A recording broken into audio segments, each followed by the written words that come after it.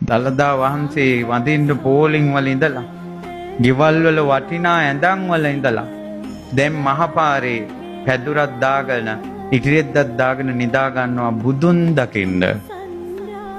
ගෙවල් වල පිඟන් වල කාපු මිනිස්සු දන්සලින් කෑම පාර්සලින් යැපෙනවා බුදුන් දකින්න.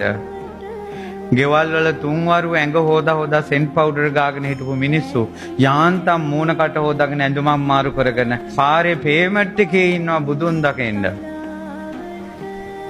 එක දවසක්ද දෙකක්ද මේ පින්වතුන්ට ඔය පිනම අමා මහ නිවන් දකින්න හේතු වෙනවා.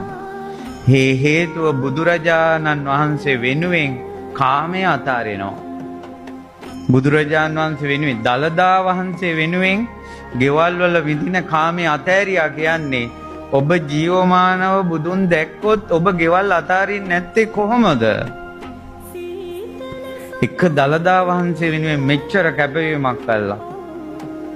ඒ නිසා සාදුකාර දිදි ඔය ඉන්න ගමන නම් මට නම් හිතා ගන්න බෑ. මට හිතෙනවා දළදා වහන්සේ කොයි තරම්නම් ප්‍රාතිහාර්ය පානවද අද. මේ මිනිසුන්ගේ හිත පරිවර්තනය කරනවා. මිනිස්සු සමගි කරනවා. මිනිස්සු එක අරමුණක රඳවනවා. මෙච්චර දවස් දෙක තුන අපි බුදුන් සීකර කර ඉඳලා නැහැ. ඒ වුණාට පොළොමේ ඉන්න මොහොතක් ගානේ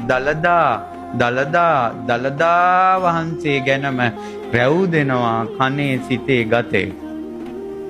දළදා වහන්සේ ගැන